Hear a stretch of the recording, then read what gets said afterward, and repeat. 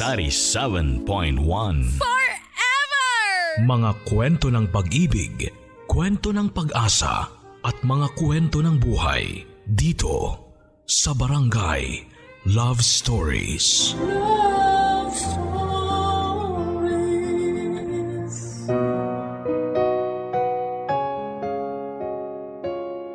Ang sabi nila ay masarap gawin ng isang bagay lalo na kapag alam mo na ito ay bawal. Pero may mga bagay na sinadyang ipinagbawal, hindi lamang dahil sa mali sa mata ng tao, kung hindi pati na rin sa batas, siyensya at sa Diyos na nasa itaas. Ikaw kapuso, hanggang kailan mo ipaglalaban ang pagmamahal mo na sa umpisa pa lamang ay alam mong mali na? Kapag alam mong tunay ang pag-ibig na nararamdaman mo para sa isang tao, dapat na handa kang ipaglaban ito ano pa man ang mangyari. Kahit pa makalaban mo ang mismong pamilya mo. Kaya lang ay may mga sitwasyon na hindi natin dapat na hinahayaan na magpatuloy. Lalo na kung alam nating isang malaking pagkakasala ang pwede nating magawa. Pakinggan natin ang kwento na pinadala ng kabarangay natin na si Ira, isang babaeng nagmahal sa maling oras, pagkakataon at maling tao. Sinubukan niyang pigilan ang nararamdaman niya, kaya lang sadyang mas malakas ang sinisigaw ng kanyang puso. Hanggang sa dumating siya sa puntong handa na niyang tanggapin na wala na siyang sinuman na pwedeng maging kakampi. Basta makasama niya lamang ang taong mahal niya. Handa siyang ipaglaban hanggang sa huli ang isang bawal na relasyon. Gusto mo na bang marinig ang kwento ni Ira? Ang kwento ng isang babaeng handang kalabanin ang lahat. Makasama lamang ang taong mahal niya. Saan nga ba siya dadalhin ang kanyang katapangan? At hanggang saan niya kayang ipaglaban? Ang lalaking sa mata ng tao at Diyos ay hindi magiging tama na mahalin niya. Tunghayan natin yan sa mga kwento ng pag-ibig, buhay at pag-asa sa nangungunang Barangay Love Stories. Dear Papa Dudut, ang sabi nila ay maraming iba't ibang klase ng pag-ibig tayo na pwedeng maramdaman. Pag-ibig para sa kaibigan, pamilya, o para sa isang espesyal na tao. Pero paano kung maramdaman ko ang lahat ng klase ng pag-ibig na yon sa iisang tao? Matatawag pa rin bang pag-ibig yon o isa ng kahibangan? Hi Papa Dudut. Itago niyo na lamang po ako sa pangalang Ira, hindi ko tunay na pangalan. 32 at nakatira ngayon dito sa Mindoro. Sa totoo lang ay sobrang tagal bago ako nakapagdesisyon na gumawa ng sulat para dito sa inyong programa na Barangay Love Stories. Inihanda ko muna ang sarili ko para sa mga negatibong bagay o pangungutya na matatanggap ko dahil sa kwentong ibabahagi ko sa ngayon. At dahil may pagkasensitibo ang parteng ito ng buhay ko, marami po akong detalye na sinadyang baguhin para maitago ang pagkakakilanlan ko. Sigurado kasi ako na kapag narinig ng mga taong nakakakilala sa akin ng kwentong ito, ay maaalala kaagad nila ang lahat ng kasalanan na nagawa ko sa buhay. Lumaki kami na sobrang close ng Kuya Josh ko, Papa Dudut. 3 taon lang ang tanda niya sa akin, kaya nakasanayan ko na rin siyang hindi tawagin na kuya. Mga bata pa lamang din kami nang mamatay ang daddy namin. Si mami naman ay nagtatrabaho noon sa Maynila habang kasama namin ang isang tita namin. Kaya lang, nang magkaroon ng sariling pamilya si tita, kaming dalawa na lamang ni Josh ang naiwan na magkasama sa bahay. Wala namang problema sa amin dahil nagtatrabaho na noon si Josh. Samantalang ako naman ay nasa kolehiyo na, Papa Dudut.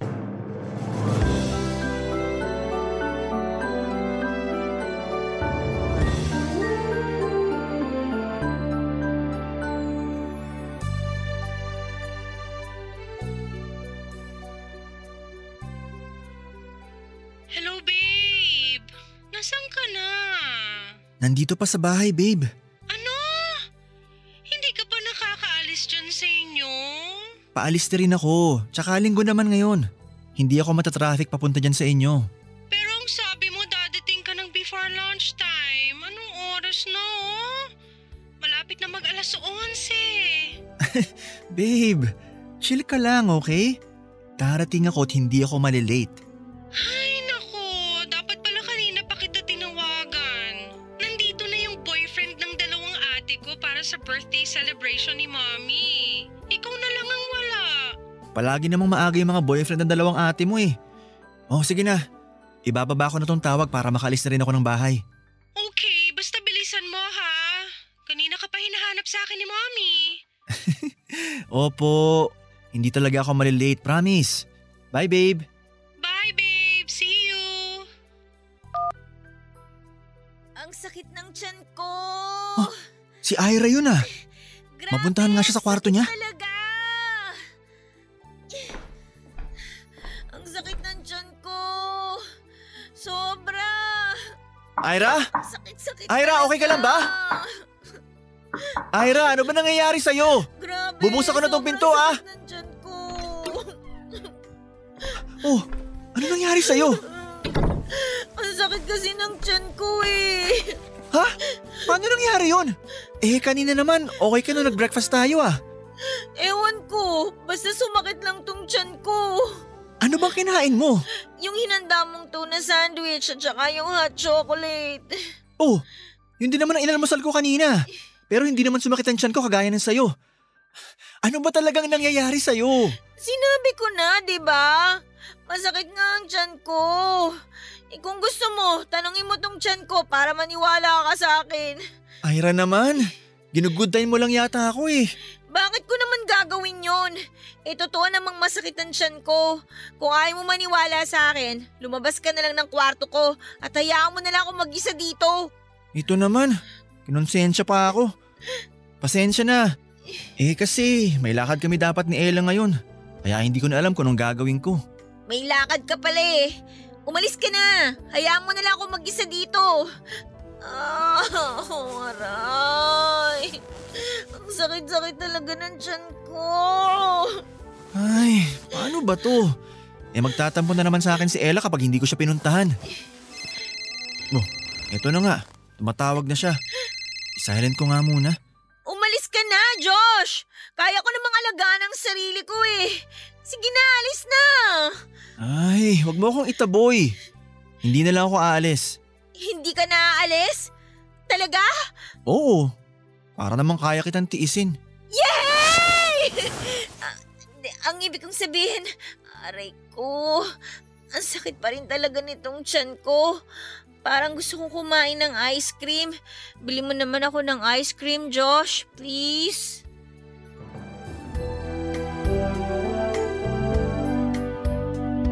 Papadudot dahil lumaki nga kaming malapit sa isa't isa ni Josh. Ayoko talaga nang may kaagaw ako sa atensyon ng kapatid ko. Gusto ko na palagi siyang kasama at ako lang ang inaalagaan niya. Kaya nga noong nalaman ko na may girlfriend na siya ay nagtampo pa ako noon sa kanya.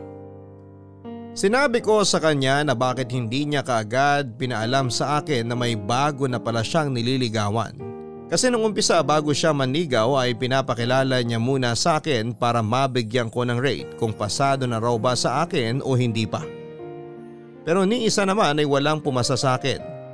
Palagi kong sinasabi na hindi naman masyadong maganda yung crush niya. Makapal mag-makeup o kaya ay may body odor. Hanggang sa malamang ko na lang na girlfriend na pala niya si Ella. Sobrang nainis ako noon at ilang araw ko ring hindi siya kinausap kahit nasa iisang bahay lamang kami. Pero gumawa si Josh ng paraan para magkabati kami. Binili niya ako ng stuffed toys na alam niyang gustong gusto ko. Pinagluto din niya ako ng paborito kong kare-kare tapos ay sinamahan pa niya ng pagbili ng ice cream. Kaya naman hindi ko na pinatagal pa ang pagtatampo ko sa kanya at nagkaayos na rin kaming dalawa. Nang formal niyang ipinakilala sa akin si Ella bilang girlfriend niya ay mas lalo ko itong hindi masyadong nagustuhan, Papa Dudut. Maarte kasing magsalita si Ella tapos ay feeling maganda pa. Palagi siya naglalagay ng powder sa mukha niya tapos ang kapal pa ng blush on niya.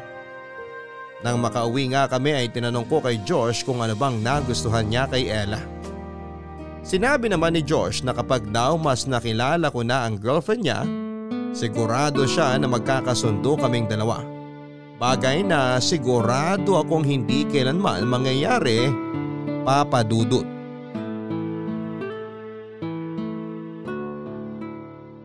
Grabe, ang sarap talaga isawsaw ng french fries sa ice cream, no? Mukhang marami na naman ako makakain nito. Nagustuhan mo ba yung flavor na binili ko? Oo naman! Favorite ko kaya tong pistachio flavor. Buti nga bumili ka rin ng french fries kahit ice cream lang ang request ko sa'yo. The best ang combination ng dalawang to. Syempre! Alam ko kasi na hindi mo kukumpleto ang cravings mo kapag ice cream lang ang binili ko. Thank you, Josh! Kailan mo ba ako tatawagin kuya? 3 taon lang naman ang tanda mo sa akin eh. Bakit pa kita tatawagin kuya?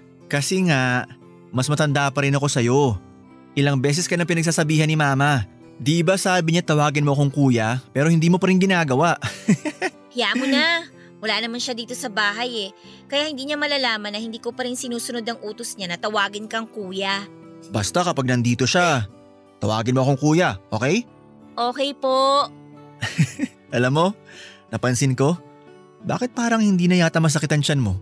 Nakakain na kasi ako ng ice cream kaya siguro medyo nawala na rin yung sakit ng tiyan ko. Nagdadahilan ka lang yata para hindi ako umalis kanina eh. Uy, hindi ah. Masakit talagang tiyan ko kanina. Masakit daw. Pero ngayon ang sigla-sigla mo na. Sino ba yung chat ng chat sa'yo? Ah, wala. Si Ella lang. O bakit hindi mo replyan?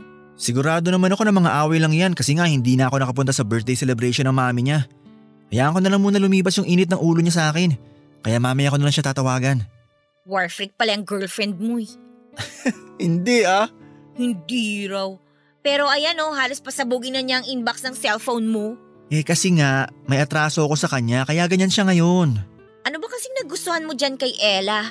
Hindi naman maganda. Parang palaging sinampalang pisngi sa pula tapos ang arte-arte pa magsalita. Mabait si Ella. At kung bibigyan mo lang siya ng chance, sigurado ko na magkakasundo talaga kayong dalawa. Ilang beses mo na yung sinabi, pero sigurado naman ako na hindi mangyayari yan kasi sa pananamit pa lang, sobrang magkaiba na kaming dalawa. Kaya nga hanggang ngayon, hindi ko pa rin magets kung anong nakita mo sa babae na yun. Hindi na nga pumasa sa standard ko, tapos nagustuhan mo pa. Wala ka namang nagustuhan sa mga babaeng pinakilala ko sa'yo eh. Lahat sila hindi pumasa sa'yo. Hindi ko naman kasi maintindihan yung taste mo eh. Lalo na sa Ella na yan. Hindi na nga maganda, maarte pa.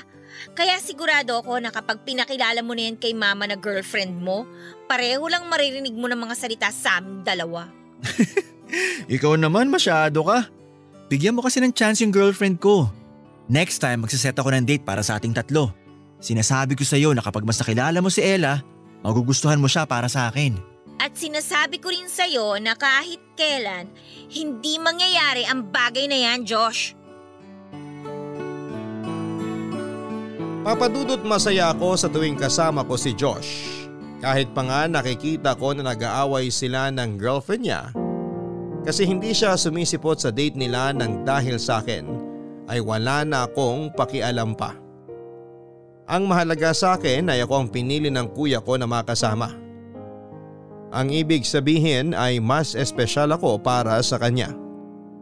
Minsan kapag naka-loudspeaker si Josh at kausap niya si Ella, naririnig ko na sinasabi nito na mukhang umaarte lamang daw ako na may sakit para hindi ito mapuntahan ni Josh. Naiinis ako kapag naririnig ko yon kahit totoo namang nagpapanggap lang ako na may sakit para hindi tumuloy si Josh sa date niya. Kaya naman mas lalo akong gumagawa ng paraan para hindi sila madalas na magkasama. Nagpapasama ako kay Josh na mag-grocery, nagpapahatid ako sa bahay ng kaklase ko o kaya ay sinasabi ko na masama ang pakiramdam ko at ayoko mag-isa sa bahay. Minsan din ay nakakahalata si Josh na parang iniiwas ko siya kay Ella. Pero syempre wala na akong pakialam doon dahil ang mahalaga sa akin ako ang pinipili ng kapatid ko kesa sa girlfriend niya, Papa Dudut. Aaminin ko na medyo may pagka-selfish at selosa talaga ako. Gusto ko na sa akin lamang palagi ang oras ni Josh. Gusto ko na ako lang ang babae na palagi niyang kasama at wala akong nakakaagaw sa oras at atensyon niya. Kaya nga sa lahat ng babaeng pinakilala niya sa akin na crush niya noon ay walang pumasa kasi ayoko talaga na magkaroon siya ng girlfriend. Gusto ko na ako lang ang babae sa buhay niya. Yun din siguro ang dahilan kung bakit hindi niya kaagad ipinakilala sa akin si Ella. Dahil alam niya na aayawan ko kaagad ito. At nang ipinakilala niya nga sa akin ay girlfriend na nga niya, ang feeling maganda na yon. Kaya wala na akong nagawa pa kung hindi ang magpanggap na mabait sa kanya kapag kaharap si Josh. Kahit ang totoo ay gusto ko siyang kalbuhin sa tuwing nagiging sweet siya sa kapatid ko.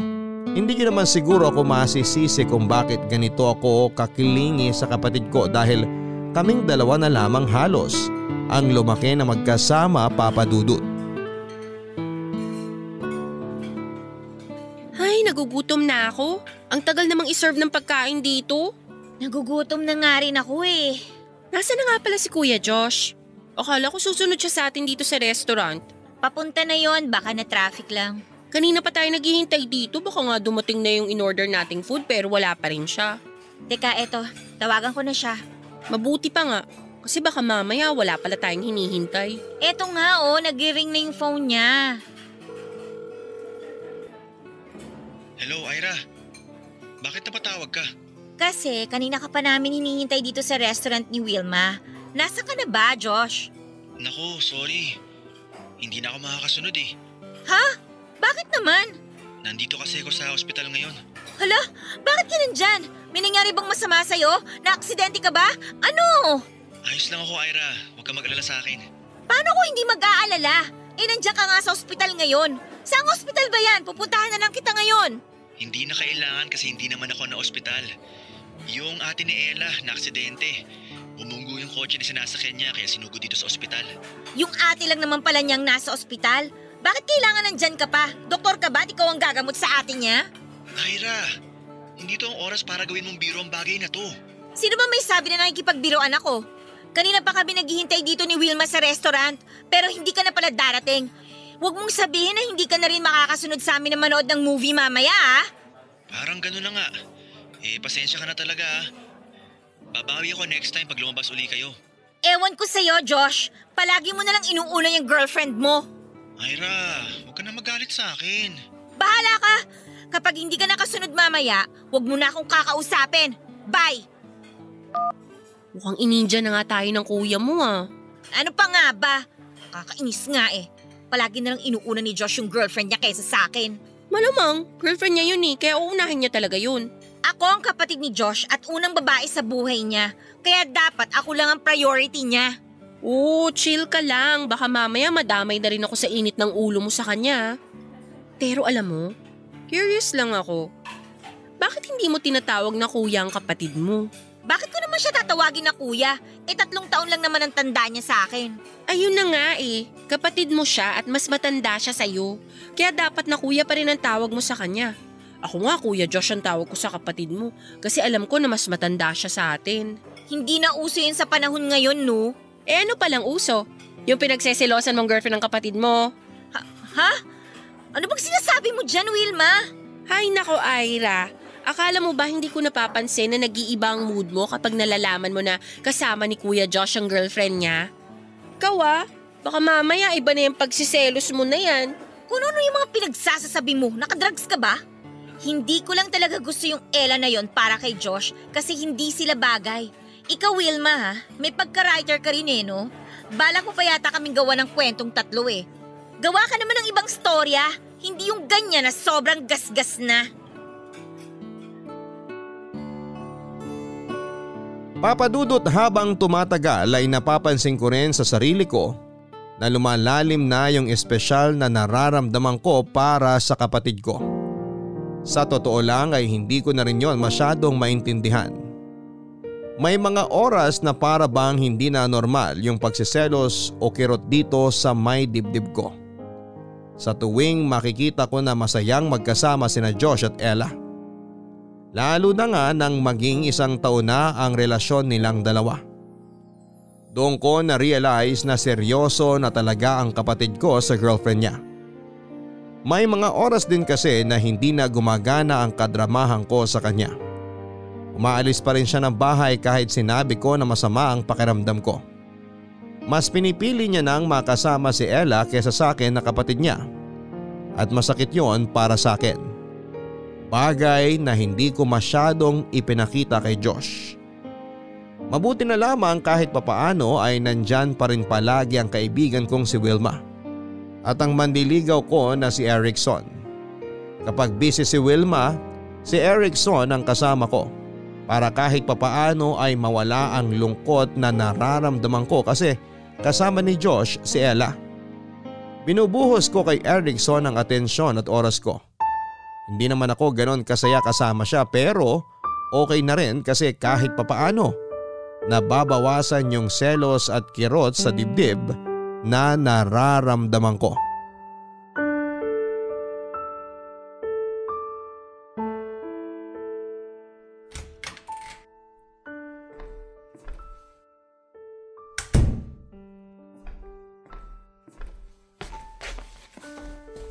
Bakit ngayon ka lang nakauwi, Ira? Oh, bakit gising ka pa, Josh? Sagutin mo muna ang tanong ko. Hindi yung sasagutin mo ako ng isa pang tanong. Eh bakit bang sungit mo? Nag-text naman ako sa'yo kanina, 'di ba? Oo nga, pero pagkatapos doon, hindi ka na nag-reply sa mga text ko sa'yo. Hindi ko rin makontak ang number mo. Sinabi ko naman sa last text ko na mag-empty bat na yung cellphone ko, 'di ba? Empty bat ba talaga? O gumagawa ka lang ng dahilan para hindi ka makapag-text sa akin? Ano bang problema mo? May regla ka ba ngayon? Huwag mo nga akong dinadaan sa biro, Ira. Sino ba may sabi na ikipagbiruan ako? Nagtatanong naman ako na maayos, di ba? Okay, fine. Joke lang talaga yung part na may regla ka. Eh paano naman kasi? Ang sungit mo ngayon at daig mo pang may regla. Kasi nga, hindi mo pa rin sinasagot ang tanong ko kung bakit ngayon ka lang nakauwi. Anong oras na oh? Malalim na ang gabi. Josh, uulitin ko. Bago ma-empty bat ang cellphone ko kanina, nag-text ako sa'yo na malilate ako ng uwi dahil kasama ko si Erickson. Yung lalaking yun na naman ang kasama mo? Di ba sinabi ko sa'yo ayoko sa kanya? Eh ano naman kung ayaw mo sa kanya? Hindi naman ikaw nililigawan niya, di ba? Ira, wag mo akong pilosopohin. Hindi ako namimiloso po kasi totoo naman yung sinabi ko na hindi ikaw ang nililigawan ni Erickson. Ako yon, Josh. Kaya dapat hindi ka nakikialam sa pag-entertain na ginagawa ko sa kanya. Hindi ako pwedeng hindi makialam. At bakit naman? Nung naging girlfriend mo ba si Ella nang hindi ko alam, pinakialaman ba kita? Sinabi ko ba sa'yo na layuan mo siya? Nahiwalayan mo siya? Kasi ayaw ko sa kanya? Di ba hindi naman? Kasi alam ko na hindi ka naman makikinig sa akin. Iba si Ella kay Erickson. Ano naman ang pagkakaiba nilang dalawa? Eh pareho lang naman sila na gustong pumasok sa buhay natin. Kung ikaw, hinayaan mo na maging parte ng mundo mo si Ella, pues, hayaan mo rin ako na papasukin si Erickson sa buhay ko. Hindi nga pwede. Pero bakit nga? Dahil ayoko. Dahil nagsaselos ako. At nasasaktan ako sa tuwing nakikita ko na magkasama kayong dalawa. Naiintindihan mo ba yon, Ira? Ayoko na magkasama kayo ni Erickson dahil nagsiselos at nasasaktan ako. Ha? Nagsiselos ka kay Erickson? Oo. Hindi ko alam kung bakit.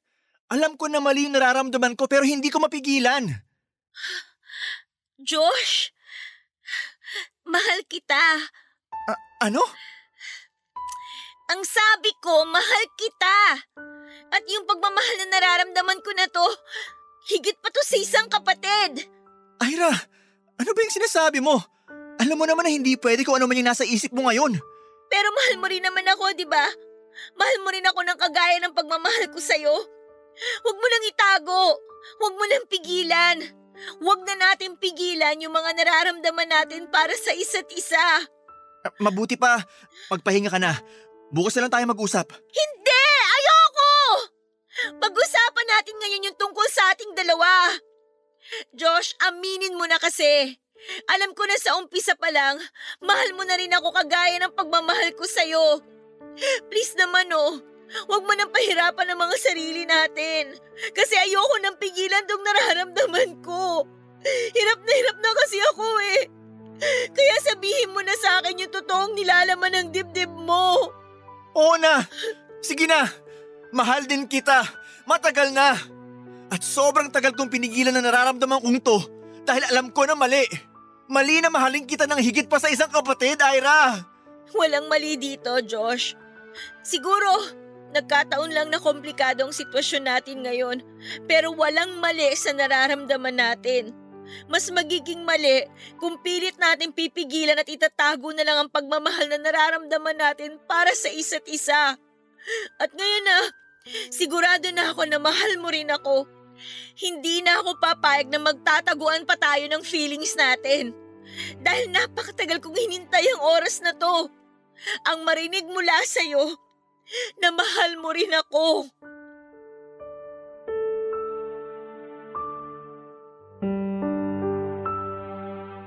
Ang sabi nila, Papa Dudut, kapag alam mong mali na sa umpisa pa lamang ay dapat natigilan mo na. Putulin mo na kung ano pa man ang pwedeng mangyari.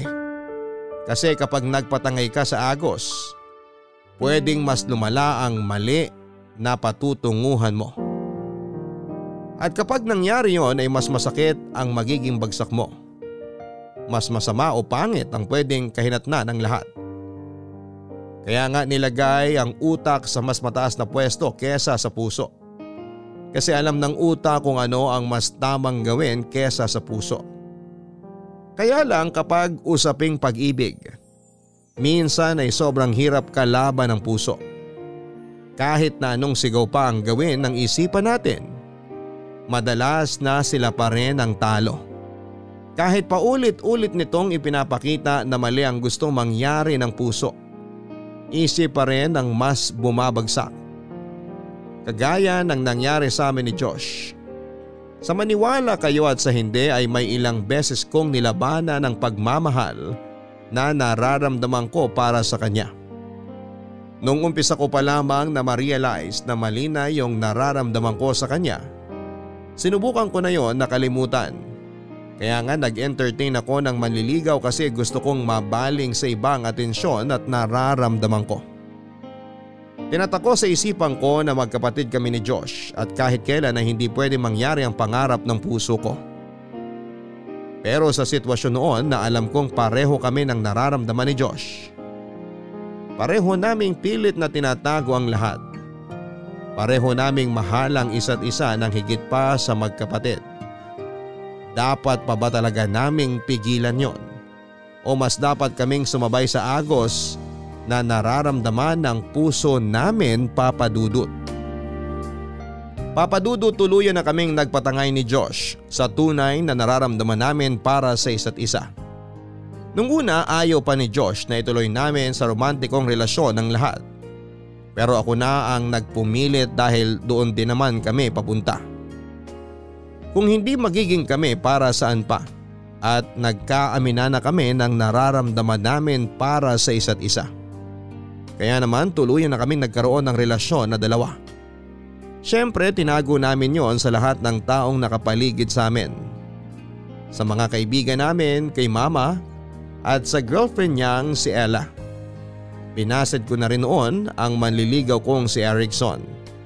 Dahil wala nang dahilan pa para magpatuloy siya sa ginagawa niya. Hindi niya yon kaagad natanggap. Pero sinabi ko sa kanya na may mahal na akong iba. Nag-promise naman si Josh sa akin na hihiwalayan niya si Ella. Hindi niya lang daw kaagad magawa dahil kagagaling lamang nito sa sakit na dengue. Pero palagi niyang sinasabi na ako na talagang mahal niya. Kaya sana raw ay hindi na ako masyado pang magselos kay Ella, Papa Dudut. Mukhang okay na tong niluto kong potsero. Sana magustuhan ni Josh. Patayin ko na nga tong apoy sa kalan. Ay, nakakapagod ang traffic. Sakto, nandyan na siya. Hi, honey! Hello! Sakto ang uwi mo kasi katatapos ko lang magluto. Talaga? Ayos! Nagugutom na nga rin ako kasi hindi ako nag-coffee break kanina sa opisina namin eh. Tikman mo muna itong niluto ko kung papasa sa panlasa mo. Sige ba? Pero amoy pa lang, pasadong pasado na. Nanguuto ka pa dyan? Eto na. Oh, naglagay na ako dito sa maliit na mangkok ng sabaw at konting laman. Okay, titikman ko na.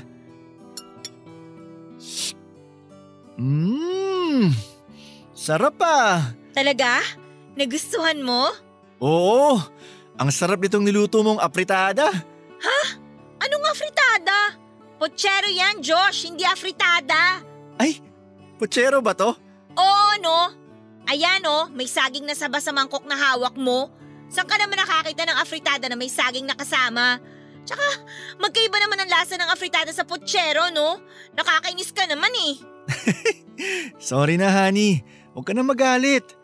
Alam ko namang pochero to, binibiro lang kita. Hay nako, hindi ko na nga lang ihahain tong niluto ko. Oh, bakit naman? Kasi, alam ko naman na napipilitan ka lang na sabihing masarap tong niluto ko kahit yung totoo, hindi naman talaga. Umorder ka na lang ng pagkain. Papakain ko na lang sa aso tong niluto ko. Ito namang honey ko, ang bilis magtampo. Parang kulang ka sa yakap at halika. Halika nga rito. Ikiwan mo nga ako. Huwag mo nga ako yakapin, Josh. Ano ba? Huwag ka na magalit, honey. Talaga namang masarap yung luto mo eh. Ba? Ang bango-bango nga eh. Parang ikaw. Kiss ko nga tong leeg mo. Josh, ano ba? Nakikiliti ako. Inaamoy lang kita, nakikiliti ka na kagad. Alam mo namang malakas ang kiliti ko dyan sa may leeg ko. Ano ba? Ibaba ko na nga muna tong mangkok para mas mayakap kita. Tama na nga. Dinadaan mo lang ako sa pahalik-halik para mawala yung inis ko sa'yo eh. Ano ba? Gusto mo yan ha? Di sige, ako naman ang hahalik sa'yo.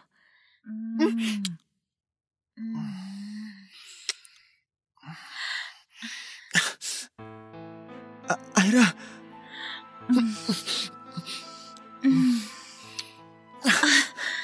Ira, sandali lang. Ano? Tama na kasi baka kung saan na mapunta tong ginagawa natin. Nirerespeto kita at ayoko na makalimutan natin ang mga limitasyon nating dalawa. Ano naman? Mag-boyfriend-girlfriend naman tayo, di ba? Kahit na. Ayoko lang na isipin mo sinasamantala kong sitwasyon na magkasama tayo sa iisang bahay. Wala naman ng ganon, Josh. Kasi alam ko naman na malaki ang respeto mo sa akin. Palagi mo yung pinaparamdam sa akin. Pero gusto kong malaman mo na gusto ko tong ginagawa natin ngayon. Kaya hindi mo kailangan na mag-isip ng ganyan. Mahal kita at alam ko na mahal mo rin ako. Kaya ano man ang mangyari sa pagitan natin ngayon, handa na ako.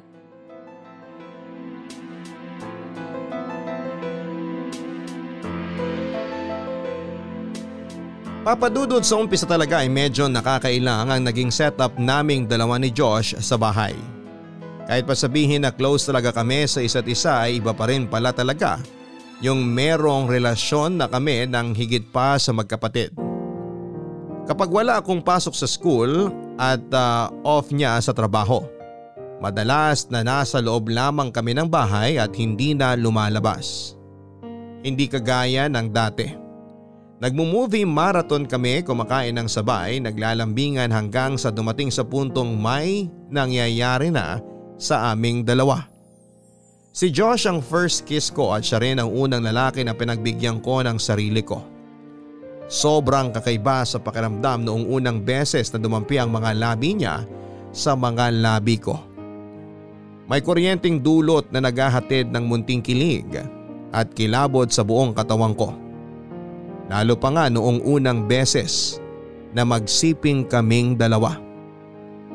Hindi ko maipaliwanag ang nararamdaman ko dahil ba siya ang unang lalaki na pinagbigyan ko ng sarili ko? O dahil kapatid ko mismo ang nakakasiping ko sa kama? Dugot laman kung tawagin ng iba. Pero ganun pa man ay wala akong pagsisisi na nararamdaman noon dahil mahal ko talaga siya. Pagkatapos na may mangyari sa amin sa unang pagkakataon, ay doon kami nagsimula na bumuo ng mga pangarap. Gusto sana naming makasal din, makapagtapos ng pag-aaral, magkaroon ng sariling bahay na kami mismo ang nagpundar at magkaroon ng mga anak. Gusto namin ni Josh na maging isang masaya at buong pamilya kasama ng magiging mga anak namin, Papa Dudut.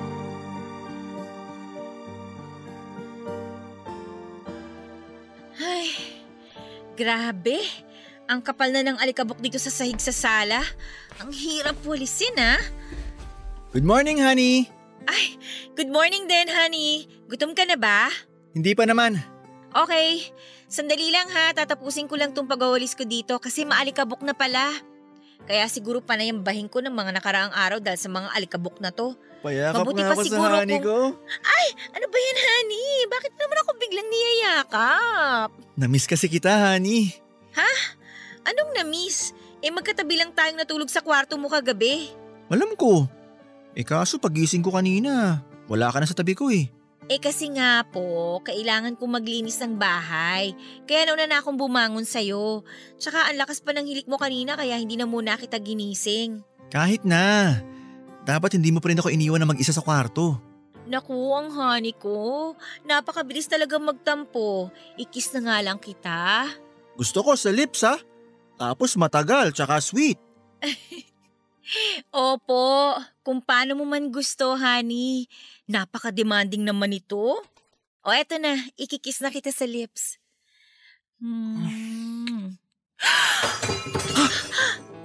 Ella? Sorry. Pumasok na ako kasi nakita kong bukas yung pinto ng bahay. Tsaka gusto ko sanang sorpresahin si Josh ng dala kong pagkain. Ella, magpapaliwanag ako. Hindi na kailangan. Nakita ko naman na lahat Nakita ko na ang lahat ng kababuyan na ginagawa niyong magkapatid. Pwede ba? Ayusin mo nga yung pananalita mo. Hindi ka babuyan ang ginagawa namin ni Josh. Talaga? Ano palang tawag sa ginagawa niyo? Bahay-bahayan? Tapos anong tawag sa nakita ko kanina? Part ng role-playing niyo na kunwari magkasawa kayo, ganon? Ella, please. Makinig ka muna sa akin. Sabihin mo nga sa akin ng totoo, Josh. Si Ira ba? Yang kapatid mo ba ang dahilan kung bakit nakikipaghiwalay ka sa akin nung isang linggo, ha? Ano? Bakit hindi ka makasagot? So tama ako? Siya nga ang dahilan? Yang kapatid mo mismo ang pinalit mo sa akin! Ella, I'm sorry kung nasaktan kita pero maniwala ka sa akin. Hindi ko intensyon na gawin sa'yo yun. Pero hindi ko maintindihan bakit sa dinami-rami ng babae dito sa mundo, yung kapatid mo pa talaga ang pinatulan mo! Nababaliw ka na ba talaga? Huwag mo nga pagsalita ng ganyan si Josh. Isa ka pa! Pareho kayong baliw ng kapatid mo! Ella, ayoko ng gulo. Mag-usap naman tayo ng maayos. Huwag kang lalapit sa akin kasi wala na tayong dapat na pag-usapan, Josh!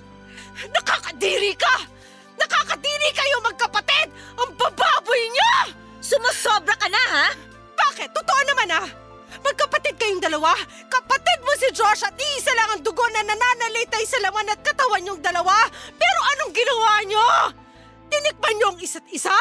Binababoy niyo ang bahay na to pati na mga sarili niyo! Ira, tama na! Sumusobra na siya Nasa loob siya ng pamamahay natin kaya wala siyang karapatan na pagsalitaan tayo ng ganyan. Kayo ang sumusobra!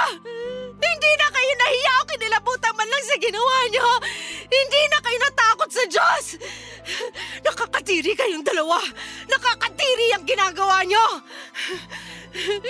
Ito ang tatandaan niyo. Ipagkakalat ko sa lahat ng kababuyan na ginagawa niyo magkapatid.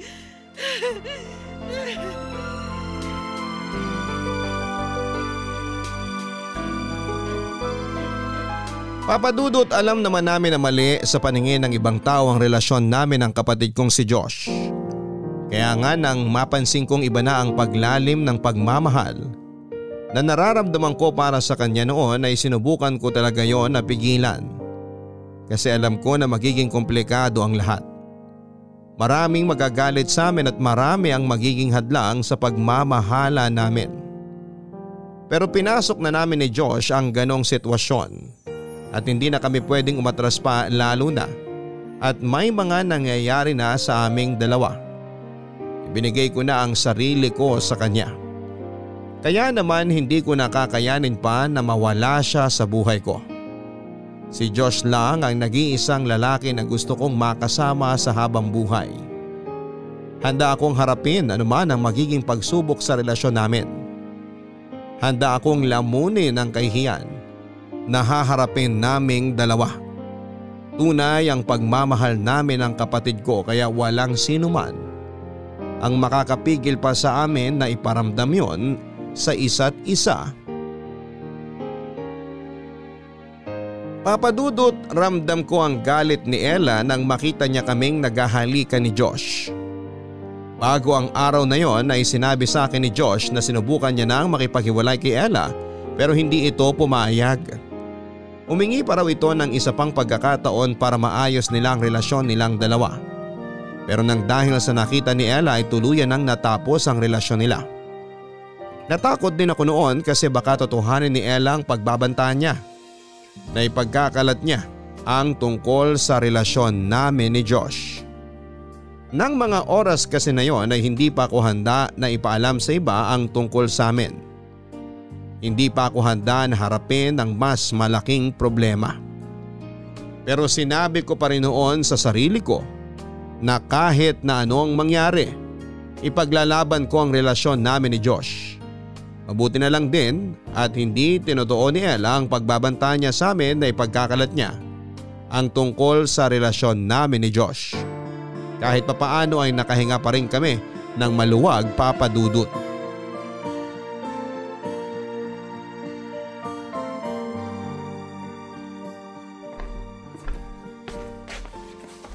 Eto na yung popcorn. O ano, nakapili ka na ba ng movie na papanoorin natin ngayon, honey? Hindi pa nga eh. Parang gusto ko ng horror. Kaya lang parang ang corny naman ang mga nandito sa folder na dinownload mo. Uy, hindi corny yung iba dyan Ang corny kaya? Nung nag-play ako ng ilang video kanina, puro sigawan at habulan lang. Eh mag-romantic movie na lang tayo. Baka antukin ako eh. Malamig pa naman ngayon kasi maulan sa labas. Kaya nga gusto ko ng pampagising na movie para hindi ako makatulog habang nanonood. Alam mo, tama ka dyan sa sinabi mo. Ha? Alin sa mga sinabi ko? Na nakakaantok manood ng romantic movie kasi malamig ang panahon? Hindi yun.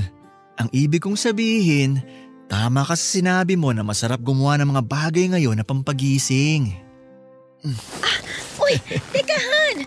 Bakit mo ako hinihiga sa sofa? Kasi nga gusto ko na magising ka. At sa gagawin ko na to, sigurado ko na mawawala ang antok mo, honey. Kiss ko nga ang honey ko. Han, di ba manonood tayo ng movie? Pwede naman yan mamaya kasi mas masarap magpainit kapag ganitong malamig ang panahon. Tatanggalin ko na tong damit mo, ha? Mamaya na, honey. Bakit? Maliwanag pa kasi. Nahihiya ako. Ano ka ba naman, honey? Nakita't nahawakan ko na yan lahat. Kaya wala ka nang dapat na ikahiya sa akin. Sige na. Hayaan mo nang hubarin ko tong damit mo. O sige na nga. Pero mabilis lang tayo ha. Naiilang kasi talaga ako kapag maliwanag eh. Oo, bibilisan ko lang. Grabe, napakalakas ng ulan sa... Diyos ko! Uy! Anong ginagawa niyo, Josh? Ira! Mama! Josh! Anong ginagawa mo sa kapatid mo? Bakit nakapaibabaw ka sa kanya dyan sa sofa? Umalis ka nga dyan! Layuan mo si Ira! Umalis ka dyan sa ibabaw niya! Rico! Mama! Tama na po! Napakawalang hiya mong lalaki ka! Paano mo nagawa to sa kapatid mo? Napakahayop mo! Hindi mo na nirespeto si Ira! Teka po, ma! Sandali! Huwag nang tulak si Josh! Ma! Tigilan niyo na po si Josh! Pinagkatiwalaan kita, Josh! Tapos ganyan ang gagawin mo sa kapatid mo? Napakasama mo! Napakahayop mong lalaki ka! Napakawalang hiya mo! Ma! Tama na nga po! Huwag niyong saktan si Josh! Wala naman po talaga siyang ginagawang masama sa akin dahil boyfriend ko siya! Ha? Anong sabi mo? Boyfriend ko po si Josh at nagmamahalan po kaming dalawa. Kung ano man po yung nakita nyo, normal lang po yun ang ginagawa ng dalawang tao na magkarelasyon. Ira! Josh! Sabihin mo sa akin na hindi totoo ang sinasabi ng kapatid mo. Nagbibiruan lang kayong dalawa, di ba? Binibiro nyo lang ako, tama, di ba? Mama! Sorry po, pero totoo po ang sinabi ni Ira. May relasyon po kaming dalawa at nagmamahalan po kami ng higit pa sa magkapatid. Mama! ang sinasabi mo? Josh! Ikaw ang mas matanda kaya dapat ikaw ang mas nagtatama sa ganitong klase ng sitwasyon! Hindi mo dapat hinayaan na mapunta sa ganitong kabaliwan ang ginagawa niyong magkapatid! Ma, hindi naman po kabaliwan ang ginagawa namin ni Josh. Ang tawag po dito, pagmamahal. Hindi po namin gusto na mapasok sa ganitong klase ng sitwasyon. Pero hindi lang po talaga namin napigilan ni Josh na mahalin ang isa't isa. Ira! Naririnig mo ba yung sarili mo? Magkapatid kayo at kahit kailanman sa mga mata ng batas ng tao o lalo na ng Diyos, hindi magiging tama yan lechang relasyon na sinasabi mo! Tama na to pag-uusap na to! Tatapusin nyo na kung ano man yung namamagitan sa inyong dalawa kung ayaw nyong pare-pareho tayong lumubog sa kahihiyan!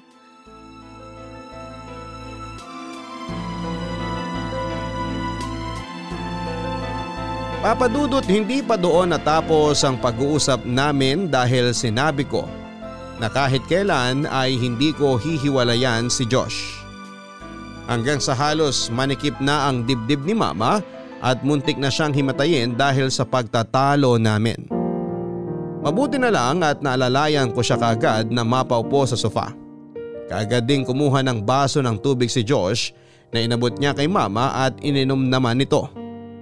Walang tigil sa pagluha si Mama noon habang paulit-ulit niyang sinasabi na napakalaki ng kasalanang ginagawa namin noon ng kapatid ko.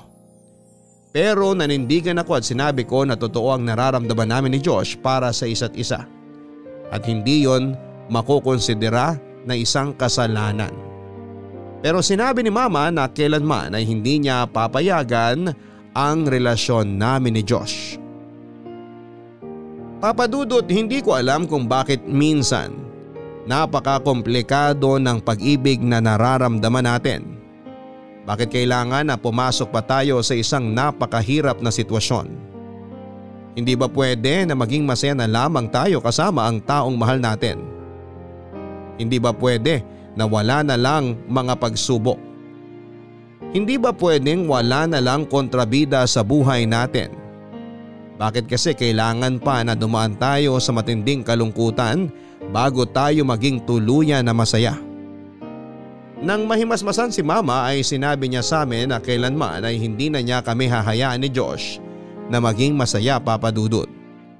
Mahal niya kaming mga anak niya pero hindi ibig sabihin noon ay kukonsintihin na niya ang mga maling ginagawa namin.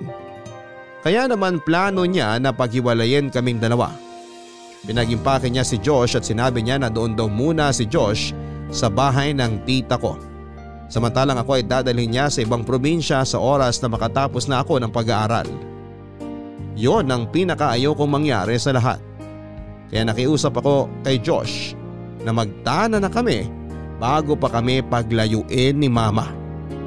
Nung una ay ayaw ni Josh dahil hindi pa nga ako tapos ng pag-aaral ko. Pero dahil sa pangukumbinse na ginawa ko sa kanya ay pumayag na rin siya na magtanan kami. Dala ang kaunti naming gamit at perang naipon ay umalis kami kinagabihan sa bahay ni Mama at tumira sa isang maliit na apartment, Papa Dudut.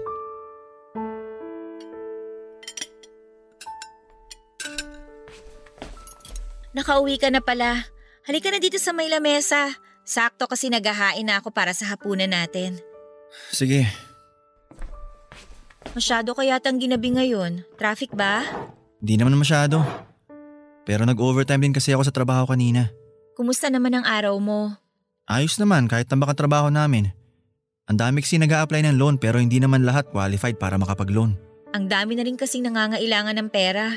Lalo na't may dumaan na bagyo dito sa atin. Ayun na nga eh. Hindi lahat nakakapagpasa ng tamang requirement para makapag-loan.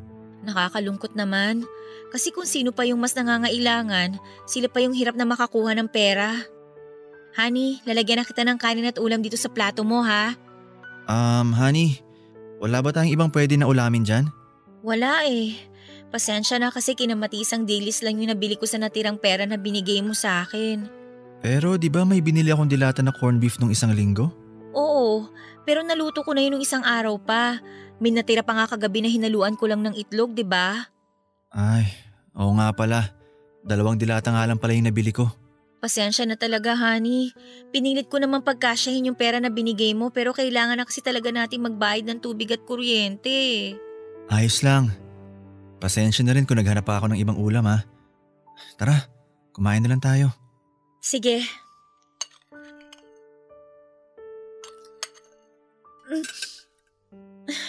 Oh, Teka lang, parang naduduwal yata ako. Pupunta muna ako ng banyo, honey ah.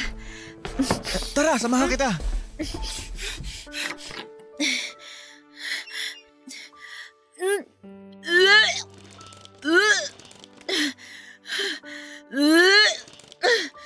Oh, okay ka lang ba? Oo, ayos lang ako. Hintay mo na lang ako dyan sa may labas ng banyo.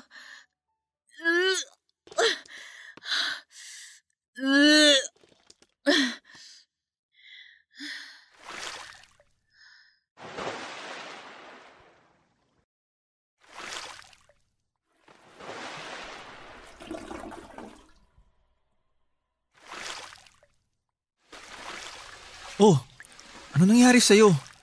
Bakit parang namumutla ka? May sakit ka ba, honey? Ira, bakit hindi ka nagsasalita? Ano ba talaga nararamdaman mo? Buntis ako. Ano? Anong sabi mo? Josh, 2 salita lang yung sinabi ko. Hindi mo ba talaga narinig o ayaw mo lang maniwala? Sorry, nagulat lang ako. Ano namang nakakagulat sa sinabi ko? Ilang buwan na tayo nagsasama at palagi may nangyayari sa ating dalawa. At hindi tayo gumagamit ng proteksyon. Hindi ko lang inaasahan na makakabuo agad tayo ng baby. So ano, ayaw mong ituloy to? Hindi naman sa ganun. Siyempre gusto ko kasi anak natin ang nasa tiyan mo. Pero sa tingin mo, handa na ba tayo na maging mga magulang? Josh, kasi feeling ko kailangan na nating umuwi kay mama. Bakit naman tayo babalik sa kanya umalis na nga tayo sa bahay niya, di ba? Kasi baka hindi natin kayanin tong responsibilidad na naghihintay sa atin. Baka hindi pa tayo handa sa pwedeng mangyari. Nagsisisi ka ba na nagtahanan tayong dalawa? Nagsisisi ka ba na pinaglaban natin ang pagmamahalan natin? Siyempre hindi. Ayun naman pala Bakit naisip mo pang bumalik kay mama? Alam mo naman na paghihiwalay niya lang tayong dalawa. Dahil natatakot nga ako. Natatakot ako na baka hindi natin kayanin ang responsibilidad ng pagkakaroon ng isang anak. Kakayanin natin basta magtutulungan tayong dalawa. Mahal mo naman ako, di ba? Oo, sobra. Sobrang mahal kita, Josh. Kung totoo yan, magtiwala ka lang sa akin. Promise, hindi ko kayo pababayaan na magiging anak natin. Patutunayan natin sa kanilang lahat na hindi mali na pinili natin ang isa't isa. Na kahit kailan, hindi tayo nagsisi sa landas na pinili natin para sa ating dalawa.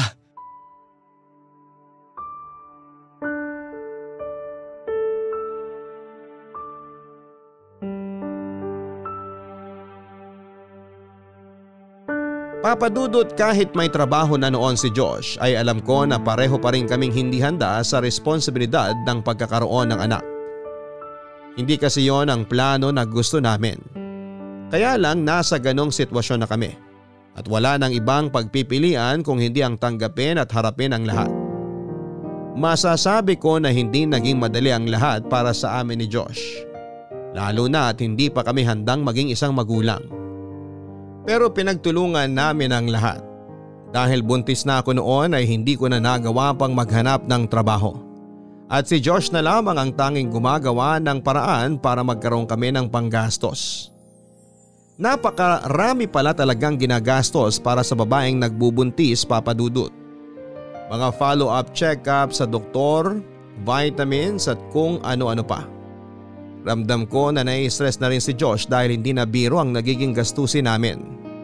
Panay tuloy ang overtime niya sa trabaho para lamang makapagbigay siya sa akin ng pandagdag na panggastos. Nakita ko kung paano maubos ang energy niya sa araw-araw na pagtatrabaho. Habang lumalaki ang tiyan ko noon ay napapalitan ng kaba at excitement ang stress na nararamdaman namin ni Josh, Papa Dudut. Kasi ayun na yun totoong magiging magulang na kami. Bagay na parte ng totoong pangarap ko Doon nagsimulang lumakas ang loob namin ni Josh. Nangako kami sa isa't isa na hindi kami susuko at gagawin namin ang lahat para maging mabuting magulang sa magiging anak namin. Papatunayan namin na mali ang iniisip ng ibang tao sa amin. Kaya lang sa ika-6 na buwan ng pagbubuntis ko ay nakunan ako. Dahil masyado raw mahina ang kabit ng baby sa sinapupunan ko kaya tuluyan na niya kaming iniwanan. Napakasakit ng pangyayaring yon. Lalo na at si baby dapat ang aming magiging panganay na anak, Papa Dudut. Pero hindi doon nagtapos ang pagsubok at parusa na ibinigay sa amin ng Diyos. Dahil ilang buwan lang ang nakalipas. Mula nang makunan ako ay nakarating sa amin ang balita ng biglang pagkamatay ni Mama dahil sa stroke. Sobrang sakit noon para sa amin, lalo na nang malaman namin na mag-isa lamang siya sa bahay at malamig na ang katawan niya nang makita ng tita ko. Nang dahil doon ay nalaman na ng halos lahat ng kamag-anak namin ang tungkol sa relasyon namin ni Josh. At lahat sila ay tinakwil kami. Na hindi na rin kami nakapunta sa libing ni Mama dahil pilit kaming pinaalis ni tita. Wala kaming ibang naging choice ni Josh kung hindi ang piliting mag-move on, Papa Dudut. Ang bawat isa na lamang ang kasama namin kaya hindi kami pwedeng panghinaan ng loob. Nagpakalayo-layo kaming dalawa at tumira sa probinsya na walang nakakakilalang kamag-anak sa amin. Isang taon nang lumipas ay muli kaming nabiyayaan ng anak. Isang anak na inaasahan naming magbibigay ng bagong pag-asa para sa amin ni Josh. Pero hindi ko alam kung siya na ba ang sinasabing sumpa o malas dahil sa makasalanang relasyon na ginawa namin ng kapatid ko. Dahil nang mga anak ako ay nalaman namin na may Down syndrome at cleft lip ang baby namin. Sobrang iyak ko nang makita ko ang kalagayan niya at ilang beses kong sinisisi ang sarili ko. Pero sinabi ni Josh na hindi kami pwedeng panghinaan ng loob lalo na at ganon ang sitwasyon ng baby namin. Papa Dudut, halos mag-4 na taon na ang anak namin ni Josh. Patuloy kami sa mahirap na buhay at wala pa ring tigil ang mga pagsubok sa pagdating nito sa amin. Minsan iniisip ko, parusa pa rin kaya ito ng Diyos dahil sa landas na pinili naming tahakin ni Josh? Dapat na ba talaga kaming sumuko at bitawan na lang ang isa't isa? O dapat na mas patunayan namin sa ibang tao na hanggang sa huli wala kaming pagsisisi dahil pinili naming mahalin ang isa't isa? Hanggang dito na lamang po ang sulat ko, ang inyong forever kapuso at kabarangay, Ira. Maraming iba't ibang klase ng pag-ibig pero hindi lahat ay dapat na pinaglalaban. Lalo na kung sa umpisa pa lamang ay alam na po nating mali na. Maraming salamat, Ira, sa pagsulat mo sa programang Barangay Love Stories at sa totoo lang, napakahirap kapain ng mga salitang gusto kong sabihin para sa kwento na ibinahagi mo sa araw na ito. Dahil napakahirap din ang sitwasyon na pinasok ninyo ng kapatid mo na ngayon ay partner mo ng si Josh. Ang pag-ibig kasi na nararamdaman ninyo ay ang klase ng pag-ibig na hindi dapat nauwi sa isang romantikong relasyon. Kahit pa sabihin natin na higit pa sa kapatid ang pagmamahal na nararamdaman ninyo, dapat ay pilit niyang pinigilan ang lahat sa umpisa pa lamang.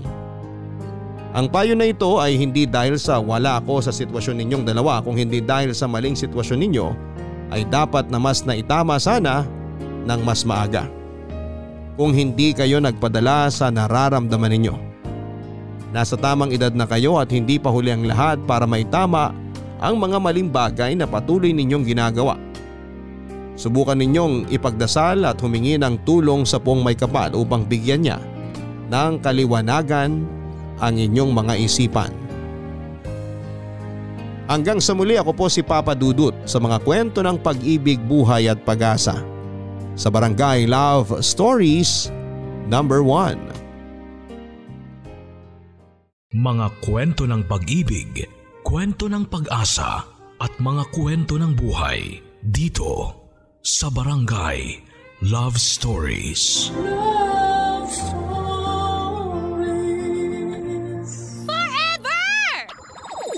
Nagustuhan ng iyong napakinggan? Ituloy yan via live stream sa www.gmanetwork.com/radio. Kabarangay, i-share mo ang iyong barangay love stories. Sabay-sabay nating pakinggan ang iyong kwento ng pag-ibig, buhay at pag-asa. Ipadala lang sa barangaylovestories@yahoo.com.